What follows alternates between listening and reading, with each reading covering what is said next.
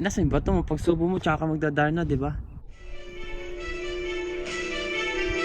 Hindi ako natapos parang zoom in tapos Darna.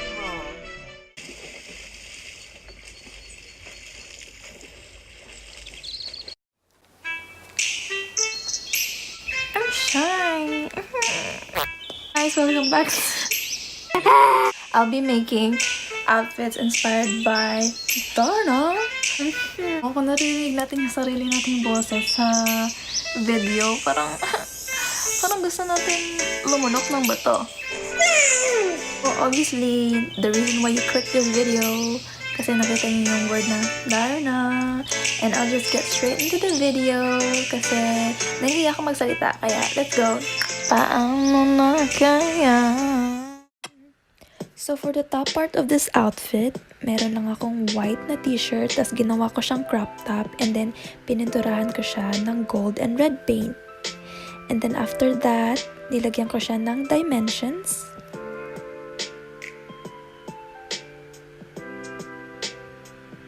And then, tinahi ko yung bottom. Kasi feel ko lang. And then for the jeans, ayaw ko kasi siyang ma-damage. Kaya, kumuha ko ng white na cloth. And then, I did my paintings there.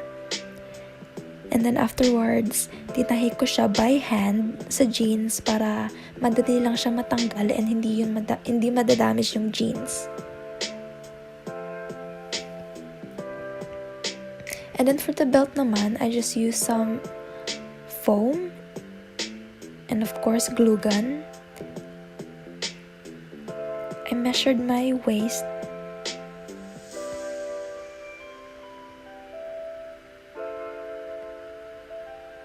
and then after it got dry, I spray painted it with gold paint. Then for the boots, wala akong red na boots kaya hiniram ko yung pink na boots ni mama and then pinasok ko siya sa red na socks and then charan! Matatanggal siya.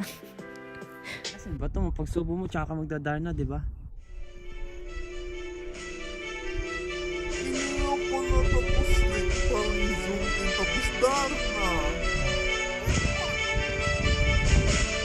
Tingnan, hindi na makikita yan. Tingnan pa to!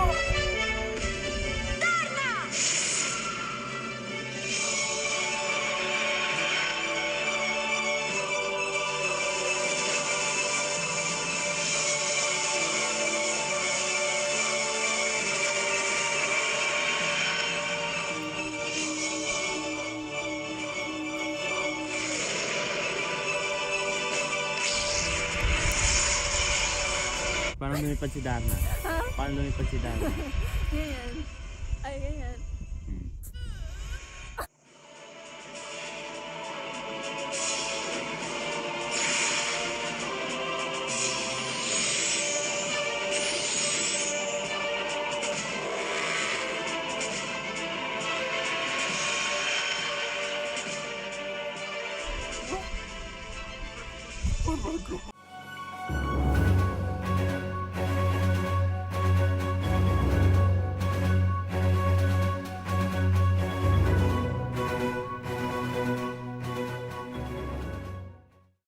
So usually, ini-sketch ko talaga yung mga ideas na nagpa-pop sa head ko. For this look actually, hindi ko na videohan kasi unexpected. But basically, this was long.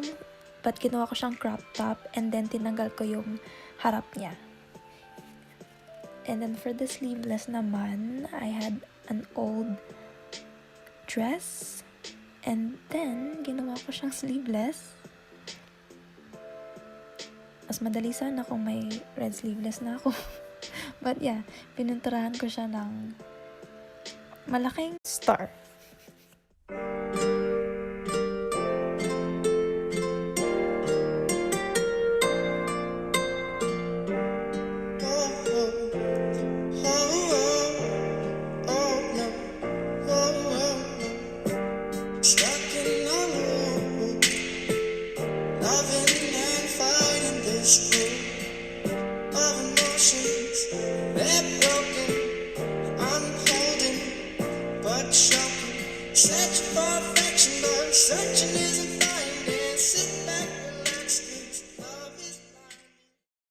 Now, for this look, it's kind of weird pero nag-work siya.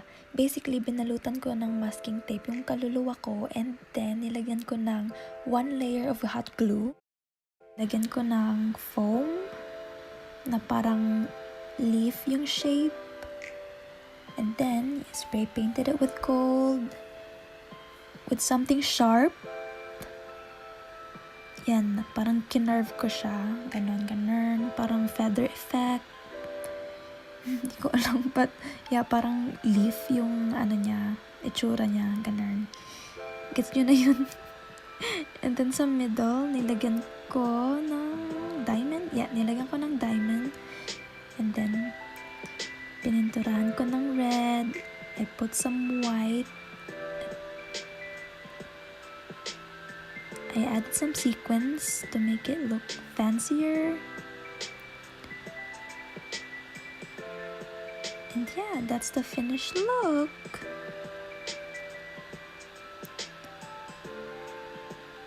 Pero actually, nilagyan ko ng isa pang strap sa likod kasi para extra secure siya.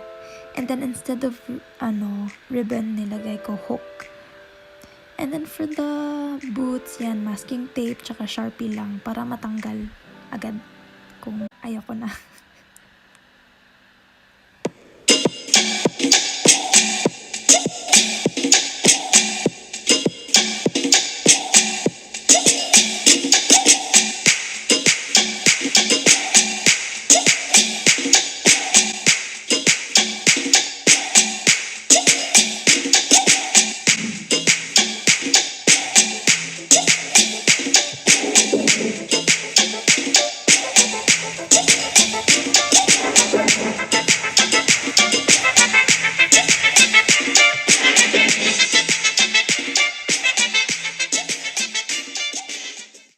I put Mama and Papa with Bebe, so they're one happy family.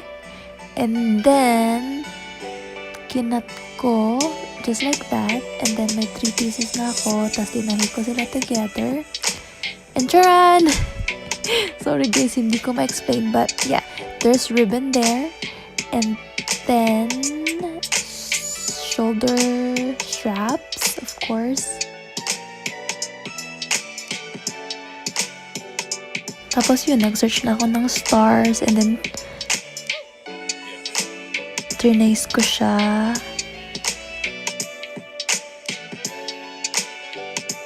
And the painting begins.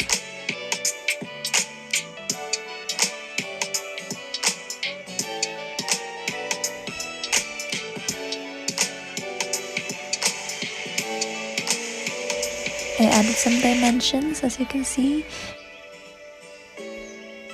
And oh, the shoulder thing. Yeah, foam and paint.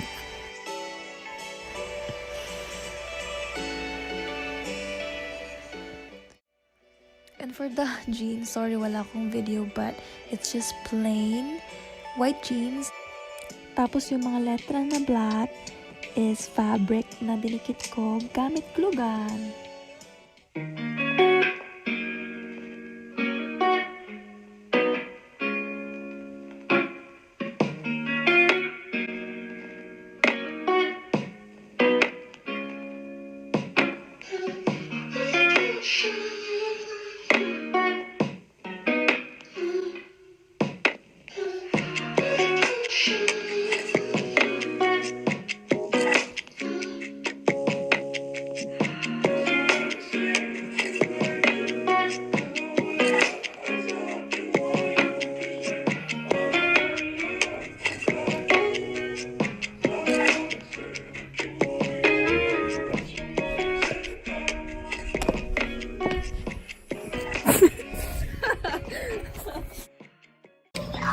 Transition. Ang ko talaga is ma-post ko tong video na to before makapili sila ng bagong Darna.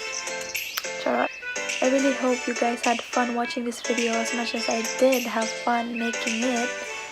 And yeah, if you guys want more videos like this, outfits inspired by someone or something, tapos DIY room decorations, because I do lots of Artsy stuff. Sana nagustuhan nyo talaga. Nagtitiklop na ako. Magtiklop ka na din, Besh! Ano na kaya?